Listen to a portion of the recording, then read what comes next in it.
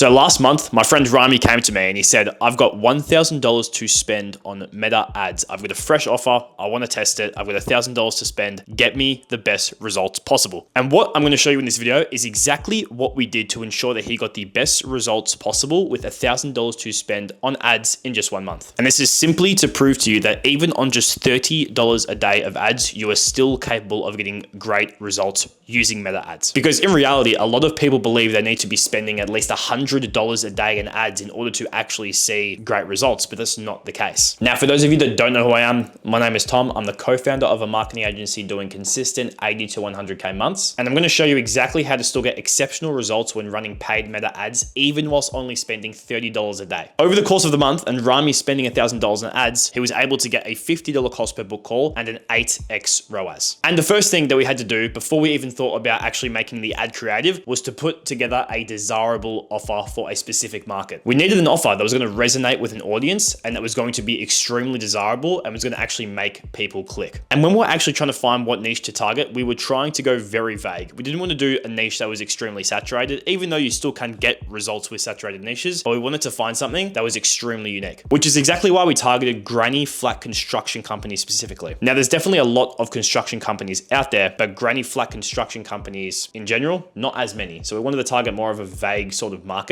which meant people were going to actually, be very intrigued by the ad because it's something that they usually haven't seen before. This is the best thing about choosing a unique niche, especially when running Meta ads. Targeting a unique niche is an absolute cheat code. When you're targeting ads towards saturated niches, it's a lot harder for yours to actually stand out. The reason being is because these people are marketing agency owners, coaches, roofing company owners, home improvement. They see probably several ads every single day. But when it comes to a niche like granny flat construction company owners, they barely see the ads. So it's a lot easier for your ad to resonate with them as it stands out a lot in that market. This also means your costs are going to be a lot cheaper. When you're running ads towards marketing agencies or coaches, your cost per lead will probably set it anywhere around $20 to $30. But when you run ads towards a niche like construction company owners, your cost per lead will probably sit more around $5 to $10, which is really beneficial when you're working on a budget because it means you can really get the most out of your money. So we found the niche to target, then we built a very strong and desirable offer around that niche. The offer we built was 15 ready to build quotes in 90 days, or Rami would work for free until he gets that result. Now, this was a very desirable offer for that specific market because that ICP really does struggle to actually get more clients in the door. They want to get more money in, they want more jobs,